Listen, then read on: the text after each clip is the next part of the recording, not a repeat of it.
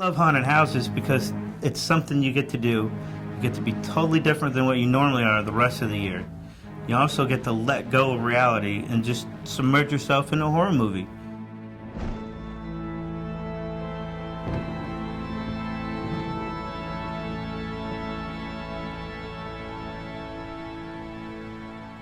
My name is Steve Surenkamp. I'm a haunt organizer for Haunted Angelus house.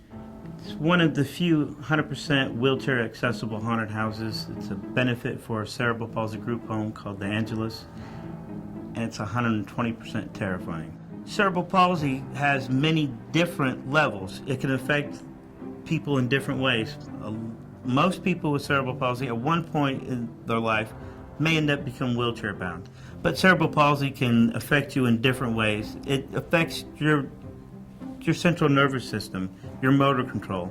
That group home takes such good care of those people. It's not a place where they live, it's their home. Our mission is to raise awareness of cerebral palsy and the great group homes around the country, and that they're not getting a lot of funding from the government. They mainly make their meal tickets for those people through donations.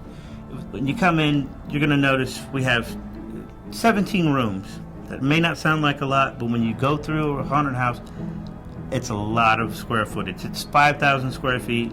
We make up the difference with, we have so many actors, we have some animatronics, we have some pneumatics. You're not going to know which is which until we get you. We have some effects we had to fabricate because no one on the market's making them. But what sets ours apart, it's the people. We've got actors, most of them are volunteers. They've got the heart. They're here because they want to help raise money. They want to scare the crap out of people. They want to have a lot of fun. Everybody, whether if they have cerebral palsy, if they're in a wheelchair, everybody's normal here. Nobody treats anybody any differently. I mean, even if you're in a wheelchair, some of the scenes that we have involve people in wheelchairs. And they get more of the people scared than somebody that can hop out of a closet and yell, because they're more worried about the person that's in the wheelchair. And anything like that is just great. It's important for the Haunted Angelus to be wheelchair accessible because the whole idea is to include as many people as possible. If I build a haunted house for just walking people and I donate money to cerebral palsy, someone that's in a wheelchair, I'm leaving them out. I'm saying, hey, I'm doing this for you, but you can't be part of it. That's not what the Haunted Angelus is all about. The Haunted Angelus is about including as many people as possible. I thought it was awesome, and I love the ideal that they have it handicap accessible, just because there's really not a whole lot for them to do out here. And I think a lot of the people, especially people who are mentally able to come through, they're going to be able to come through, which most haunted houses they cannot.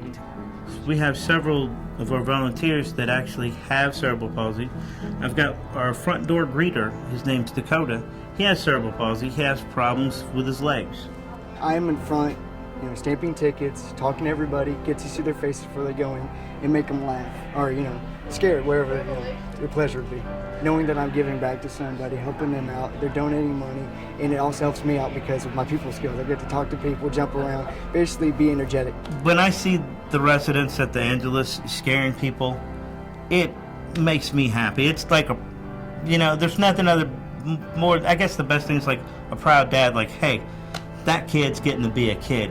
That person that normally sits there in a wheelchair 24 hours a day is out there, and he's the tallest person because he just made a grown man turn tail and run back through the chicken exit. Why? Because they had a machete. They might be in the wheelchair, but they were just as scary as any other Jason out there.